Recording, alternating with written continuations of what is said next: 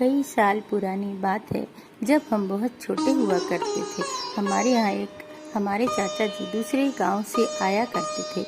काफ़ी अच्छे स्वभाव के थे। ज़्यादातर वो त्योहारों पर आया करते थे। उन्हें बच्चों से बड़ा लगाव था। हम बच्चों को पैसे दिया करते, जैसे जो खाना लेना, झूला झूलना, मेला देखना, कुछ भी। उनके साथ एक घटना घटी। वो शाकाहारी थे, लेकिन कभी कभी वो संगत से दारू पी लिया करते थे। एक दिन वो पास के गांव की दुकान पर गए। उन्होंने लोगों के कहने पर थोड़ी सी पी ली।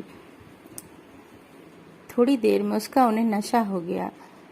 शाम का टाइम था। थोड़ी दूर चलने के बाद वो किसी पेड़ के नीचे लुढ़क गए। लोगों ने सोचा जब उतर जाएगी तो अपने आप आ जाएंगे। समय बढ़ता गया। रात हो गई। उन्हें कोई होश नहीं। आधी रात का समय था।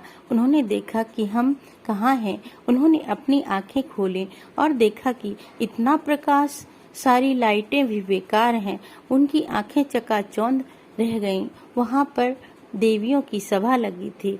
अब उन्हें इतना डर लगने लगा, वो थर-थर कांपने लगे। उन्होंने आंखें बंद कर ली। कहते हैं कि वो जो माता रानी है, वो 3 बहनें हैं। सबसे बड़ी माता, दूसरी सियर माता, तीसरी जैत माता। जैसे ही उन्होंने आंखें बंद की तो देखा कि छोटी माता, आंखें बंद की तो सियर माता के मंदिर में आ गए, जो वहां पर सभा लगी थी। वो सारी सभा माता के दरबार में आ गई। उनको भी अपने साथ ले आई। जैसे ही उन्होंने आंखें खोली, उनसे ज्यादा दरबार तो यहाँ लगा था। अब तो उनके डर का ठिकाना न रहा। उन्होंने खूब सजा धजा दरबार, इतनी चमक, सब कुछ देखकर वो सन्न रह गए। इतने में उन्हें आवाज सुनाई दी कि अपनी आंखें बंद करो। जैसे ही उन्होंने अपनी आंखें बंद की, ये देखते हैं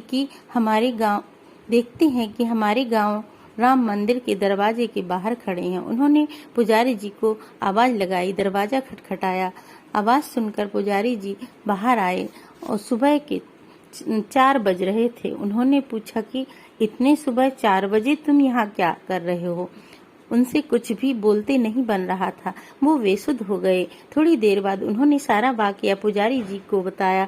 वो भी सुनकर दंग रह गए। पुराने लोग कहते हैं कि माता रानी के दरबार 12 बजे लगता है रात को। राहगीरों ने भी गांव के लोगों से दूर से कभी कभी रोशनी देखी है। ये बहुत सच्चा दरबार है। वहाँ मंदिर के अंदर रात को कोई भी सो नहीं सकता।